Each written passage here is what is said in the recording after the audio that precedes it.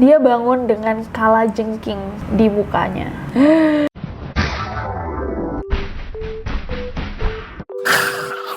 Welcome to Neror edisi Spooktober. Hey guys, it's Nessie and welcome back to Neror. Kembali lagi ke Neror edisi Spooktober. Kita sudah semakin dekat ke Halloween, one of my favorite days of the year. Dan hari ini kita punya topik yang sangat-sangat menarik.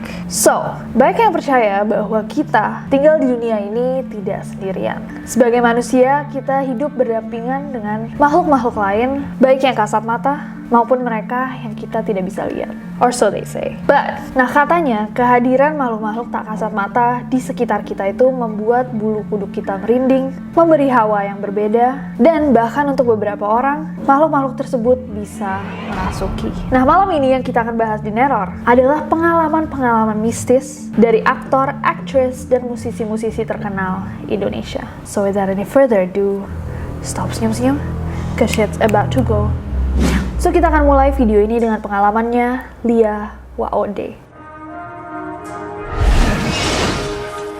Artis multitalenta asal Jakarta, Lia Waode, adalah salah satu aktris yang lumayan sering dapat peran-peran di film-film horor Indonesia, seperti Suster Ngesot, Angker, Misterius, The Curse, dan lain-lain. Nah, selain itu, Lia ini cerita bahwa dia tuh memang memiliki kemampuan untuk merasakan atau melihat makhluk-makhluk gaib sejak dia remaja. Lia mengaku bahwa dia pernah melihat dua sosok makhluk gaib yang wajahnya tuh terbakar di ruang visual salah satu SMA bergengsi di Jakarta, dan itu juga pertama kalinya dia mengalami kesurupan, dan sejak hari itu Lia ini menjadi lebih sensitif sama hal-hal yang berbau gaib. Kemudian saat kuliah, Lia juga pernah bercerita bahwa dirinya nih pernah mengalami ketindihan oleh makhluk yang sangat besar di kampusnya. Pada 2018, Lia dan beberapa aktris lainnya terbang ke Australia untuk salah satu film yang dimainkannya yang berjudul 7 Bidadari. Nah, lokasi pembuatan film itu adalah sebuah bekas rumah sakit jiwa zaman Victoria yang sudah terkenal angker di Ararat, Australia. Nah, konon katanya di rumah sakit itu pada abad ke-18an ada ratusan pasien sakit jiwa yang meninggal tidak wajar di rumah sakit itu sampai akhirnya rumah sakit itu terpaksa tutup di tahun 1998. Nah, menurut ceritanya Lia, selama dia syuting ini dia merasakan dan melihat banyak banget makhluk-makhluk gaib yang berkeliaran di rumah sakit itu. Selain itu, ada juga salah satu kru yang sempat kecelakaan, tapi yang aneh dari kecelakaan ini, sang kru itu jatuh menyamping, tapi yang patah malah gigi depannya. Jadi kamu ngelihat pas lagi syuting itu, ngelihat mereka? Yang rese sih satu orang sampai bikin ada satu kecelakaan gitu, jadi giginya patah gitu di bagian depan. Tapi jatuhnya nyamping. Gimana tuh logikanya? Nah, ini nggak satu-satunya cerita dari Lia. Jadi di tahun sebelumnya, sebelum peristiwa yang di dalam Insane Asylum ini, Lia ini sempat menghebohkan warganet karena postingan Instagram story-nya. Jadi di salah satu Instagram story-nya, Lia tuh lagi merekam dirinya sama adiknya, Chika Waode, dan di tengah video, Lia ini sedang bicara ke depan kamera, tiba-tiba aja ada sosok putih yang misterius yang kelihatan di lantai atas ruangan tersebut. Kita lagi mau karaoke, ya Allah, ih marga satwa. Wow, sumpah demi Allah, itu ada pocong, sumpah demi Allah, sumpah di tadi di situ demi Allah, lihat. Beberapa orang berpikir bahwa itu mungkin cuma kru, tapi sampai hari ini Lia nggak pernah memberikan konfirmasi atau keterangan tentang apa sebenarnya makhluk atau bayangan itu. Kalau menurut kalian gimana? Komen di bawah. Next dari pengalamannya Mulan Jamila. Raden Wulansari atau yang lebih dikenal sebagai Mulan Jamila adalah seorang penyanyi terkenal di Indonesia yang menurut beberapa sumber dia pernah mengalami beberapa kejadian mistis. Salah satu ceritanya ada saat dimana Mulan bersama suami dan salah satu anaknya Sofia sedang menginap di sebuah hotel yang tidak disebutkan nama dan lokasinya. Awalnya Mulan ini nggak mikir macem-macem dan memang tidak ada hal yang aneh dari hotel tersebut. Mulan pun lalu pergi tidur bersama anak dan suaminya. Nah, ketika dia sedang tidur, tiba-tiba aja Mulan nih ngerasa tiba-tiba banyak tangan yang mulai memegang-megang dia, menyentuh dan meraba-raba sekujur tubuhnya. Kaget dong dia, terus dia kan bangun. Dia mau ngecek nih siapa nih yang dari tadi pegang saya gitu. Tapi pas dia nengok ke samping, anak dan suaminya masih tertidur pulas. Saking takutnya dia sampai sesak napas dan kemudian dia mencoba untuk kembali tidur sambil membaca doa. Apakah kalian percaya dengan cerita yang satu ini? Coba komen di bawah. Next. Next ada pengalamannya Ivan Seventeen. 17 September tahun 2019 lalu, vokalis grup Seventeen, Rivian Fajar Shah, atau yang lebih dikenal sebagai Ivan Seventeen, mengalami kejadian mistis saat dia sedang berkunjung ke Balikpapan. Hari itu sebenarnya adalah jadwal pulangnya Ivan ke Jakarta. Namun karena adanya kabut asap yang menyelimuti kota tersebut, akhirnya pesawatnya ditunda. Nah, karena ditunda, akhirnya Ivan mencari hotel yang gak jauh dari bandara, tapi gak disebutin spesifik hotelnya tuh apa. Tengah malamnya, Ivan ini duduk-duduk di bagian kolam renang dari hotel tersebut di lantai 5, dan dia ngeliat ke arah hutan dan bukit gitu. Pukul 12.30, Ivan memutuskan untuk live di Instagram untuk menyapa dan ngobrol-ngobrol sama followers-followersnya. Nah, saat Ivan ini sedang live, tiba-tiba dia mulai mendengar suara-suara yang aneh datang dari arah bukit. Nah, pertama-tama dia menjelaskan bahwa dia mendengar suara yang jelas banget kayak suara burung yang saling bersautan. Tapi tak lama kemudian, dia juga mendengar suara aneh seperti geraman, lengkingan, dan hal-hal ini terjadi beberapa kali. Nah, setelah dia merasa kayak, oh ini udah nggak bener nih, udah nggak bener. Kayaknya ada makhluk-makhluk yang bukan dari dunia kita. Akhirnya dia memutuskan untuk masuk ke kamarnya aja dan mengakhiri live-nya. Paginya, Ivan mengunggah cuplikan dari live-nya dengan caption, oke, ini penjelasan soal live IG horor tadi malam. Jadi karena pesawat delay gara-gara asap, kita akhirnya harus stay 1 malam lagi di Balikpapan, di hotel dekat bandara. Karena gabut, akhirnya iseng pergi ke pool di lantai 5 dan live IG di sana. Suasananya sepi, gak ada orang satupun. Sekitar jam 12.30 malam dengan angin yang sepoi-sepoi banget, dan di belakangku ada bukit dan hutan yang cukup gelap. Dan ternyata horor pun dimulai saat aku ngebahas soal cara ngejaga suara. Kalau di akhir video, disarankan pakai headset, itu kedengeran suara kayak burung kalkun kecil saut-sautan. Tapi at the moment, aslinya dari bukit di belakangku muncul suara-suara kayak menggeram tapi melengking dan berkali-kali. Dan saat aku lihat lagi videonya, ternyata di awal video ada suara heh sekitar 2 atau 3 kali. Awalnya aku pikir itu suara napasku sendiri yang ketangkep speaker HP. Tapi ternyata sebelum dan sesudah itu nggak ada suara yang serupa saat aku ngomong. Wallahu alam sih itu apa, tapi at the moment emang itu scary banget. Jadi gini, perbedaan antara vokalis. Nah, ini perbedaan antara vokalis dengan player lainnya. Yang lainnya itu pakai instrumen gitar, bass, drum gitu, keyboard ya. Kalau vokal itu instrumennya adalah pita suara. Bagian dari tubuh. Jadi kalau mau jaga suara itu ya bagian tubuh.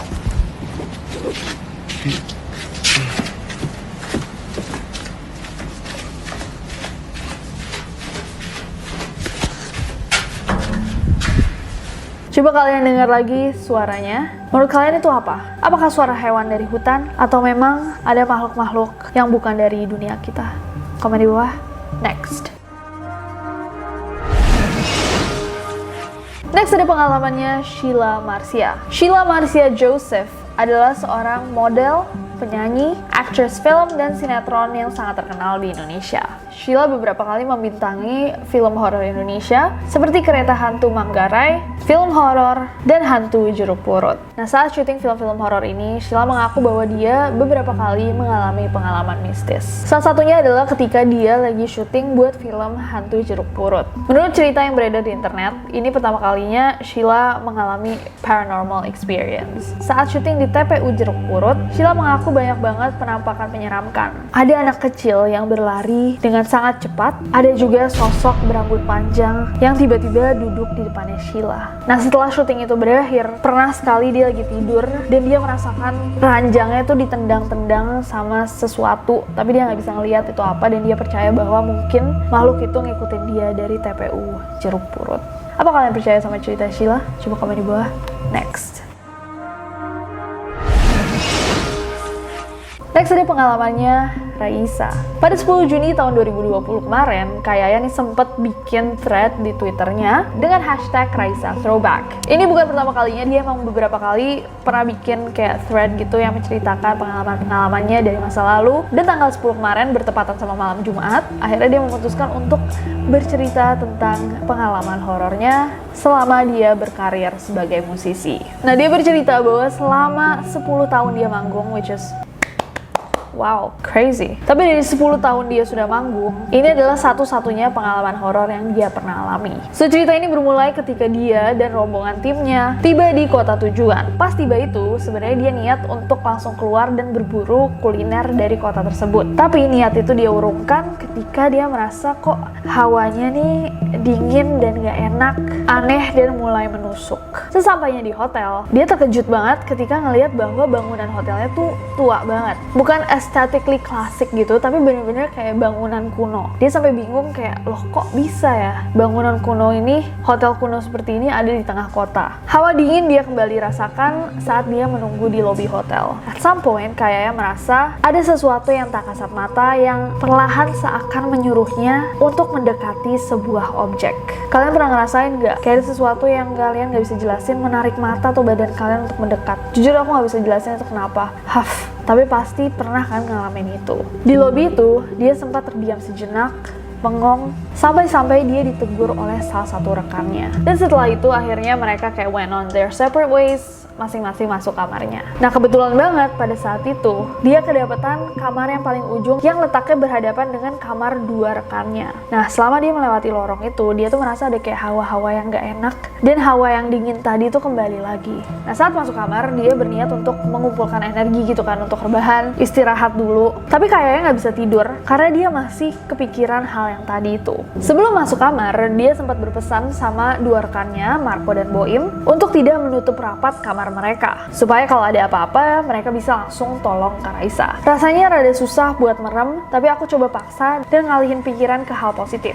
Akhirnya bisa tuh tidur, tapi karena kecapean aku bangun agak sore menuju jam siap-siap. Nah, setelah dia bangun, akhirnya dia jalan ke arah kamarnya Marco dan Boim, karena semua tim bakal kumpul di situ. Namun yang aneh, pas dia jalan itu dia merasa kayak kamarnya dan kamarnya Marco dan Boim tuh jauh banget, padahal cuma berseberangan. Dia pun mencoba untuk menenangkan diri, tapi sekali lagi keinginan untuk melihat-lihat objek di sekitarnya tuh muncul lagi. Kali ini pandangannya tertuju sama kamar mandi. Di sana Kayaya bersiap-siap sambil rada melamun gitu. Hawa dingin kembali muncul. Namun kali itu rasanya tuh jauh lebih kuat dari sebelumnya. Tiba-tiba dia merasa ada yang meniupkan angin di kakinya, padahal di situ nggak ada ventilasi sama sekali. Akhirnya dia pun teriak, dan timnya yang ada di kamar seberang langsung masuk ke kamar mandi karena takut ada sesuatu yang buruk terjadi pada Kayaya. Dan setelah kejadian itu, mereka semua memutuskan untuk ganti hotel karena hawa di hotel itu aneh dan membuatnya tidak nyaman. Nah, apakah kalian pernah mengalami hal yang sama ketika kalian masuk ke tempat baru dan kalian merasakan hal-hal yang sebelumnya atau biasanya tidak kalian rasakan? Coba ceritain di bawah. Dan aku mau tahu apa menurut kalian objek-objek yang di sekitar hotel itu. Mungkinkah prasasti atau barang-barang lama yang memiliki makhluk? I don't know. Coba kasih tahu aku di bawah. Next.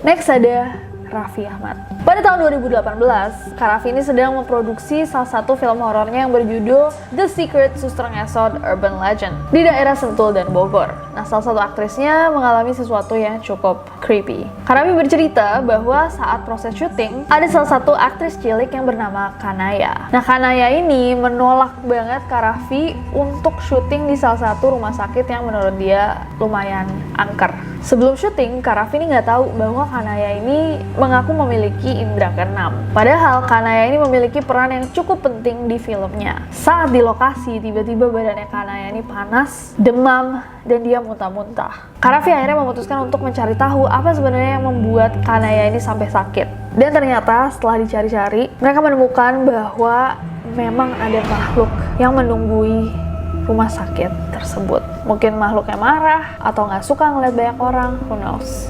Kalau menurut kalian, kenapa mungkin makhluk-makhluk itu marah? Coba komen di bawah. Tapi itu nggak satu-satunya cerita dari Kak Raffi. Selain di lokasi syuting, Kak Raffi ini juga bercerita bahwa dia pernah mengalami paranormal experience di rumahnya sendiri. Katanya saat dia pulang syuting pukul 4 atau 5 pagi, dia tuh pernah beberapa kali ngeliat pintu yang terbuka sendiri, suara langkah kaki, dan suara ketawa wanita di bawah kamarnya. Pas tidur di bawah, tiba-tiba pintu kebuka, terus tak-tak-tak menirukan suara kaki. Aku pikir itu Rafathar. Terus pintunya nutup, terus ada suara hihihi. Itu awalnya suaranya gede banget, tapi lama-lama kecil. Dan ternyata setelah dia selidiki, memang ada makhluk katanya di rumahnya yang berambut panjang dan memang tinggal di situ. Hihihi. Apakah kalian punya pengalaman serupa? Coba komen di bawah. Next. Oke guys, dan yang terakhir ada pengalamannya Ashanti. Bunda Ashanti ya panggilannya. Meski nggak merasakan langsung, dia pernah mengalami sesuatu yang cukup menyeramkan. Suatu hari pernah ada seorang wanita misterius yang tiba-tiba saja menaburi salah satu warung asiksnya dengan kemenyan dan dupa. Nggak berhenti di situ, restorannya juga pernah diteror dengan kain-kain kafan. Dia bercerita bahwa ada seorang perempuan misterius yang tiba-tiba datang aja ke salah satu restorannya dan naruh kain kafan tuh di atas salah satu meja. Oh, bahkan di meja kasir. Jadi ditaruh aja di meja kasir, terus dia pergi. Dia dipanggil-panggil dong sama karyawan-karyawannya kayak, hey, kenapa ini kenapa ditaruh di sini gitu? Tapi dia nggak mau balik. Nah, nggak cuma di restorannya, ternyata Bunda Ashanti juga pernah diteror di rumahnya sendiri. Jadi pernah ada yang melempar semacam kayak bundelan gitu, bungkusan putih yang dilempar ke halaman rumahnya. Bundelan ini dipercaya sebagai santet. Di rumahnya juga beberapa kali dia menemukan dupa dan kemenyan. Dan yang paling serem adalah suatu hari ketika dia lagi tertidur, dia bangun dengan kalajengking di mukanya. Kalajengking guys. Aku malam lagi tidur tiba-tiba aku ada binatang kalajengking di sininya aku gitu.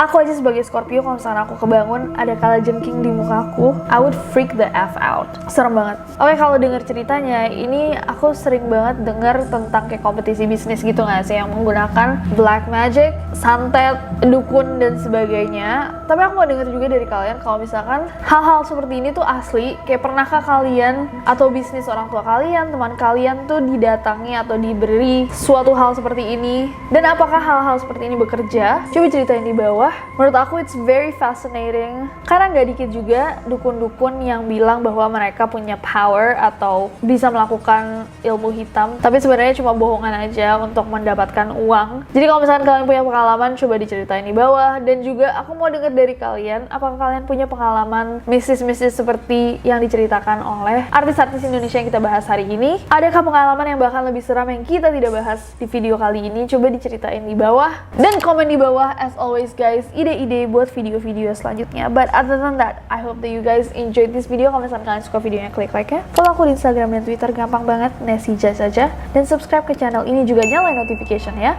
Kalau kalian lihat, udah hampir 7 juta. I love you guys so much. Dan karena aku sabar buat ketemu kalian lagi, please subscribe. Bye-bye!